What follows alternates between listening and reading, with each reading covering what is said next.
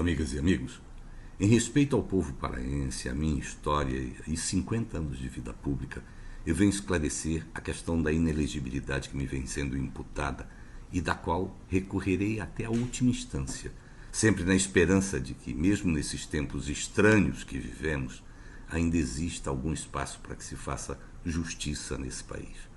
Inicialmente, antes de tudo, eu faço questão de deixar absolutamente claro a todos os paraenses que não estou sendo julgado por corrupção, roubo ou desvio de dinheiro público.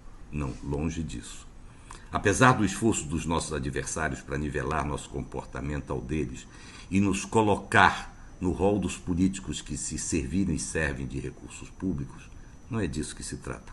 Por outro lado, é bom também lembrar que, apesar da ação ser do MP, a mesma é reflexo das repetidas tentativas do MDB de evitar que participássemos das eleições de 2014, quando derrotamos, por livre decisão do povo paraense, o atual governador, que era então candidato. Mas não apenas isso, é também não permitir que participemos de novas eleições. Assim, concretamente, o pecado que me acusam não é de ter me apropriado de algo que pertence à sociedade e que deveria servir à população. Ao contrário, apesar de tudo, está dentro da lei e da ordem administrativa, o erro que dizem eu ter cometido a ponto de impedir uma candidatura é ter beneficiado muitas pessoas com o cheque moradia, supostamente com o objetivo de vencer as eleições de 2014. Ora, amigas e amigos, é claro que, para o bem ou para o mal, as ações de qualquer gestor público têm impacto sobre a vida das pessoas e certamente sobre as escolhas da população. Reflexo disso é o absurdo aumento nos gastos que o atual governo vem fazendo em propaganda para tentar compensar ou minimizar a sua incrível falta de realizações. Do mesmo modo, com o mesmo objetivo, é visível o esforço da administração atual para confundir as pessoas e esconder a desastrosa gestão do Estado na pandemia, que, segundo alguns órgãos federais, já desviou mais de R$ 1 bilhão que deveriam ajudar a salvar vidas.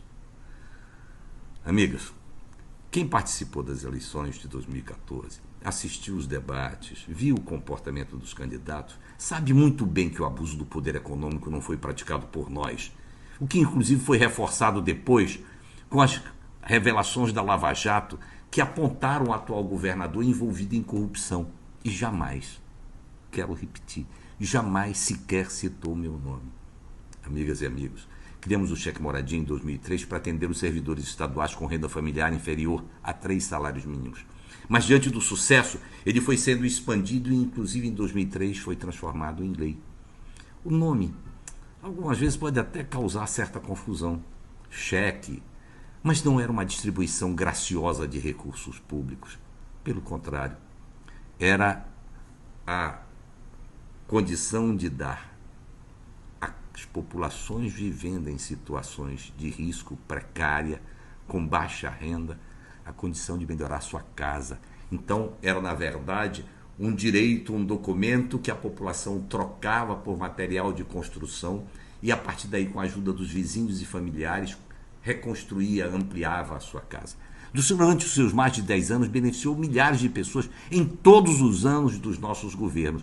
E eu não me arrependo disso. Reduziu o sofrimento de famílias que moravam em condições precárias ou tiveram suas casas destruídas por incêndio, por alagamento. Mas jamais no nosso governo foi um programa eleitoreiro. É claro que, dependendo de diversos fatores, alguns anos foi mais intenso, outros menos. Daí, em 2014, com o aumento expressivo das receitas, que de 2013 saltaram de 17 bilhões para 19 bilhões em 2014, sobretudo no segundo semestre, quando, em função da redução das chuvas, se aceleram as construções, o programa cresceu e cresceu muito mesmo. Mas, na verdade, isso foi inclusive também turbinado pela criação da lei, que permitiu com que a gente avançasse no interior. Mas nada disso foi considerado. Além disso, não é desprezível o fato de que naquele ano, no primeiro turno das eleições, antes do primeiro turno, foram beneficiadas 7 mil famílias. Porém, perdemos o primeiro turno. Entre o primeiro e o segundo turno, apenas 1.000 famílias foram beneficiadas. E nós, que tínhamos perdido por 50 mil votos, ganhamos o segundo turno com mais de 120 mil votos. Ora, como responsabilizar o programa pelo resultado das eleições? amigas e amigos.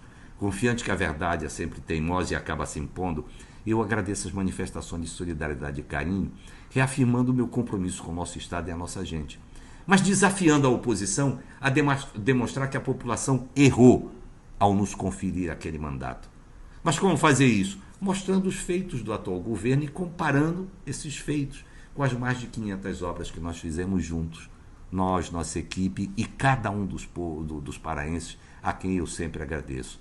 E que são exemplos disso: o Hospital Abelardo Santos, o Regional de Capanema, o Centro Integrado de Inclusão e Reabilitação, CIR, que é um dos mais modernos do Brasil, o Hospital Materno Infantil de Barcarena, a Policlínica e o Regional de Itaituba, que estavam praticamente prontos, o Centro de Convenções de Marabá, o novo Parque do Tinga, a nova TV Cultura, a Avenida João Paulo, a duplicação da perimetral, os milhares de quilômetros de estradas e pontes e tantas outras obras. Por aí é que deve ser a disputa, o bom combate, no qual quem ganha sempre é a população. O resto tudo é politicagem. É tentativa de enganar as pessoas que, por generosidade e boa-fé, acreditam na política e, no último pleito, deram oportunidade a esse grupo que, independente dos seus malabarismos, das suas manobras políticas, lamentavelmente, não tem sabido honrar a confiança e o voto. E, sobretudo, menos ainda, respeitar o povo paraense. Amigas e amigos, independente de eleições, vitórias, derrotas, continuarei a defender a construção de uma sociedade mais justa e fraterna e um Pará mais feliz, na certeza que nada fiz que envergonhasse o Pará e os paraenses, que sempre terão a minha eterna gratidão. Muito obrigado.